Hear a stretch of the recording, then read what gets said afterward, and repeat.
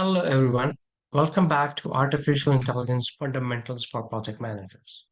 In this session, we will look at sample quiz and I will explain you the answers as well.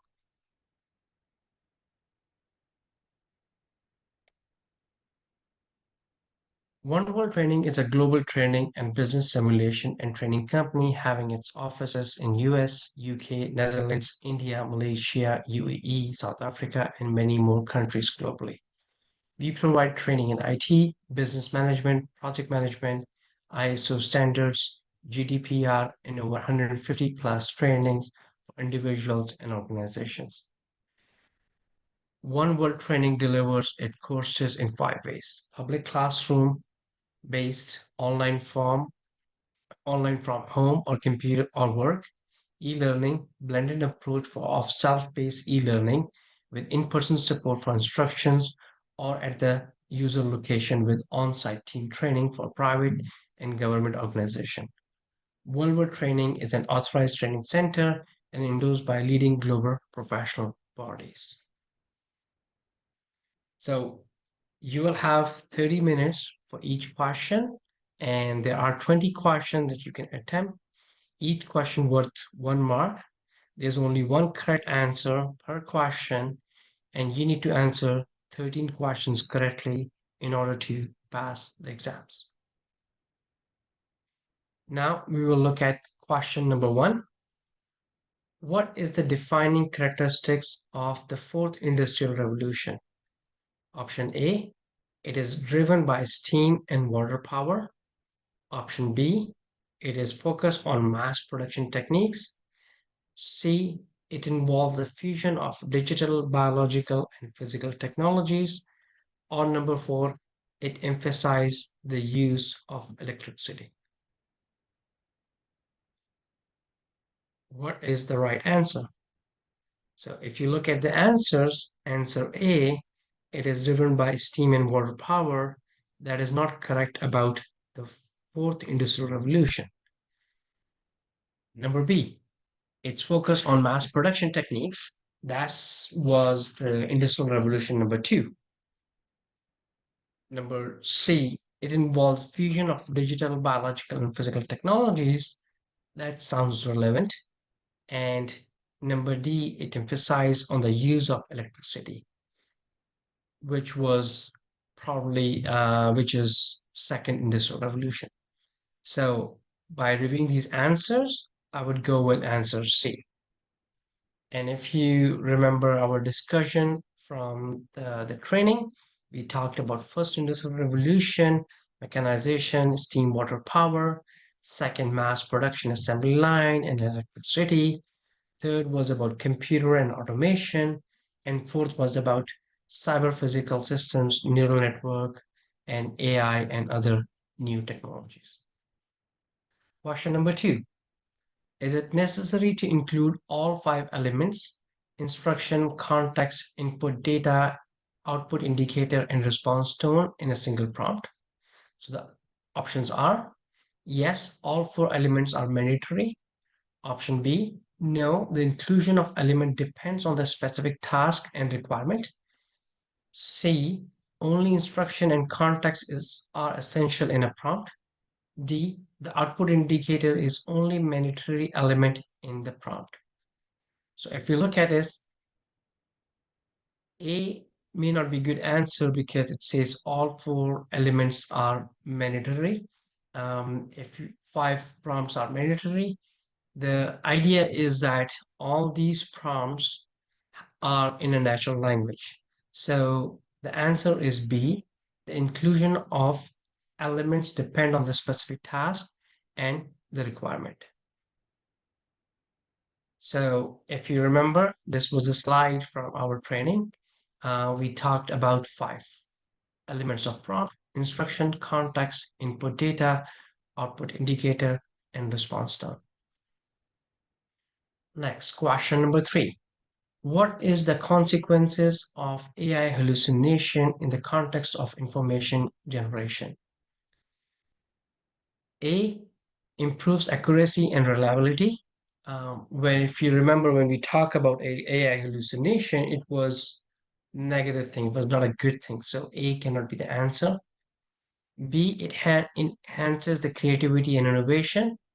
That may not be right. C, production of false information. Yes, I'm going to hold to that C. And then efficient context management. So the right answer is C, the production of false information. And if you remember from the slides, AI hallucination is a false perception of an object or an event. So the right answer is C. Question number 4. Why is the fourth industrial revolution considered more transformative than its predecessors? Number 1, it spans multiple generations. That was first and second industrial revolution. Number B, it is powered by a steam engine. No, that was industrial revolution 1. C, it is longer in duration. That is not the case. That was the industrial revolution 1. D, it involves rapid changes within one generation. So the right answer is it's D, it involves rapid changes within one generation. And if you remember from the training slides, we discussed this thing in the detail. If you want, you can pause the video here, go back to this section of the training and listen to that discussion. Next, what is the ability to unlearn and relearn considered crucial in rapidly changing industrial revolution? Option A, to preserve traditional knowledge and skills. That may not be correct because we are talking about unlearning. B, to slow down the pace of change. We cannot really slow down the pace of change. C, to adopt new technologies and ways of doing things. Yes, I'm going to hold on to that one. And D, to maintain the status quo. So if you remember, we discussed about why do we need to unlearn and relearn.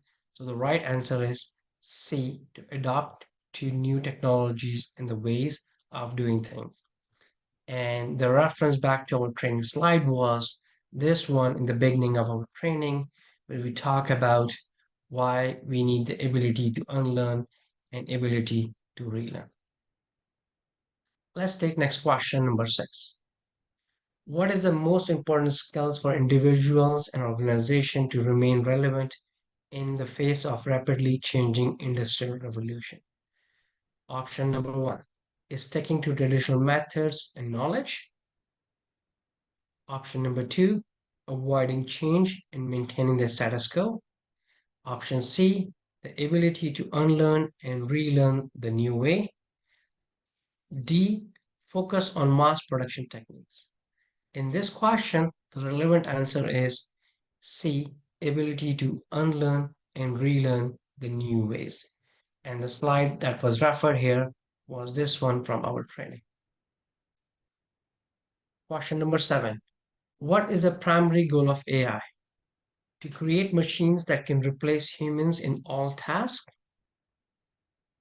To make machine think and act like human, performing tasks require human intelligence? To create machines with superior intelligence to human? To automate only repetitive tasks in specific industry? So all of these are separate definition of different types of AI. Here it is asking the primary goal of AI, and the right answer is to make machines think and act like human, performing tasks requiring human intelligence. And the reference back to our training was the definition of AI, the ability for computers to perform tasks normally require human intelligence or to imitate intelligent human behavior. Who coined the term AI in 1950s? Was it Albert Einstein, Thomas Edison, Alan Turing, or Charles Darwin? The right answer is C, Alan Turing, and that was in 1956. And we discussed this when we did the commentary on the definition of AI and how old is AI. Question number 9. What is the primary characteristics of narrow or the weak AI? It possesses human-like intelligence. That could not be correct for narrow or weak AI. It excels B, It excels in wide range of tasks. That's not narrow or weak. It is designed for specific tasks and lack general intelligence, most probably. And the D, it is holy grail of AI research. That is not correct. So the right answer is C. It is designed for specific tasks and lack general intelligence. That is called the weak AI. And from our training slide, if you remember this one, this is where we talk about levels of AI capabilities and we talk about weak AI or the narrow AI. Which type of AI is often referred as to the holy grail of AI research? Narrow AI, that cannot be correct. We just saw that one. General AI, not really. Artificial superintelligence, that's something closer. Virtual personal assistant, that is not even a relevant option. So the right answer is C, artificial superintelligence. And if you want to refer back to the slide, this is the training slide where we mentioned about Holy Grail and the artificial superintelligence. Let's go to question number 11. When does AI hallucination typically occurs?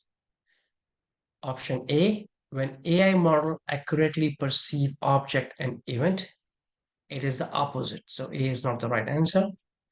B, when AI model produce accurate information with strong connection to the real context. Again, that is the total opposite. C, when context and boundaries are well managed. That is also not correct.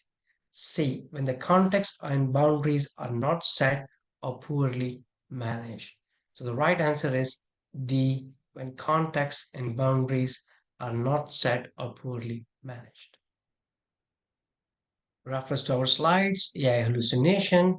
The second bullet point, AI hallucination happens when context and the boundaries are not set or poorly managed. Question number 12. What is the primary focus of generative AI? Option A, specialized task and domain-specific application. That is not correct. Option 2, generating content, data, or simulation. Sounds like a good option. Option C, medical diagnosis or image recognition. That is not generative AI. D, combine elements of generative and specialized AI. That is not the definition of generative AI. So we will go with option B, generating content, data, and simulation. And the reference to our training was this slide where we talk about AI categories. Next, question number 30. How can the format of prompt vary? The format always include instruction and output indicator. The format remain consistent for all the tasks. The format depend on the specific task at hand. The format is predetermined and cannot be altered.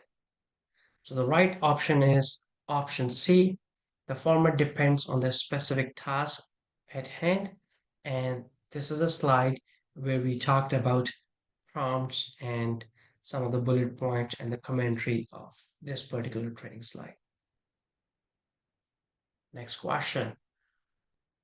What is hybrid AI as explained in the text of the training? It's a category that focuses solely on the generative AI. Hybrid is combination of two, so cannot be only one. So A is not the right option. A category B, a category that combines elements of generative and specialized AI. Sounds like a right option to me, so I'm going to hold on to this. C, a type of AI that lacks versatility. So that is not a right option. Option number D, a form of AI designed for a specific business application. So the right answer is B, a category that combines elements of generative and specialized AI. And if you want to refer back to the training slide, this is the training slide where we talk about generative AI, specialized AI, and the hybrid AI. Question number 50. How does the field of AI continue to evolve? Option A, by narrowing down the categories of AI. Option B, by focusing solely on generative AI. Option C, through ongoing research and development leading to new and innovative applications. Sounds like a right option to me. Option D, by decreasing the efficiency of a specialized AI. So, how any field evolves, whether it's in technology or healthcare, is always through the research and development. So, the right answer is C, through ongoing research and development, leading to new and innovative application. And we discussed this when we talked about the AI during the commentary section of AI. Excellent. Let's look at question number 16. What is one of the key impact of AI on business? A, it reduced customer engagement and loyalty. That's something that we don't want to reduce the customer loyalty. We want to increase it. So that is not the right option. Increases the cost of maintenance. Again, we want to decrease our cost. C, it can help automating repetitive tasks. That sounds like a right option to me. And the D, slowing down the operation that we don't want to do. So the right answer is C, automating repetitive tasks. And in our training, this was a slide where we talk about impact of AI on business, automation, AI automate repetitive tasks, increasing efficiency, and reducing the cost. Question number 17. How does AI benefits business in terms of data? By creating more data? Yes, it does create more data, but does it always beneficial? Maybe not. Option number two, by automating data analysis. That's sound like a little closer. Better option than A. C, by reducing data accessibility. That's something we want to increase the data accessibility, not decrease. By increasing the data complexity. Again, in business world, we want to decrease the complexity. So from this, I would select option B by automating data analysis. And this was discussed in this slide. AI can analyze vast data set, offering valuable insight for the informed decision making. Let's look at question number 18. What is the one advantage of AI in context of predictive maintenance for the business? Increase equipment failure. In terms of predictive maintenance, we want to decrease the equipment failure, so that cannot be right option. Option B, slowing down the operation. We do not want to slow down the operation, so that is not the right answer. Option C, minimizing downtime and maintenance costs, looks more accurate to me. And let's read number D before we mark our answer. Eliminate the need of maintenance. We cannot eliminate the need of maintenance. We can reduce the need of maintenance. So minimizing downtime C and the maintenance cost would be the right answer. And the reference back to our training was predictive maintenance, where AI can predict equipment failure, minimizing downtime and the maintenance cost. Let's look at question number 19. In what ways does AI contribute to process optimization for business? Option A, by complicating workflows. That does not sound right. Option B, by reducing operational efficiencies. We want to increase the operational efficiencies. Option C, by streamlining operations for better productivity. Seems like a right answer to me. Let's read D before we mark our answer. By automating customer interaction. So it can does that as well, but the right answer in terms of process optimization for business would be by streamlining operation for better productivity C. And that was discussed on this slide. Process optimization, AI optimized workflows, streamlining operation for better productivity. Let's read at question number 20. What has made AI more feasible now compared to its introduction in 1950s? The reduced research interest in AI, that cannot be correct. Number B, the lack of advancement in computing power, that cannot be correct. We have more advancement. Number C, recent advancement in computing power, programming languages, IoT, and data availability. Sounds right to me. And number D, absence of cloud computing. The presence of cloud computing makes AI more relevant. So the right answer is C, recent advancement in computing power, programming languages, IoT, and the data availability. This was discussed on this particular slide where we talk about the technology convergence because of the cloud, infrastructure as a service, better algorithms and programs, IoT, Internet of Things, structured and unstructured data.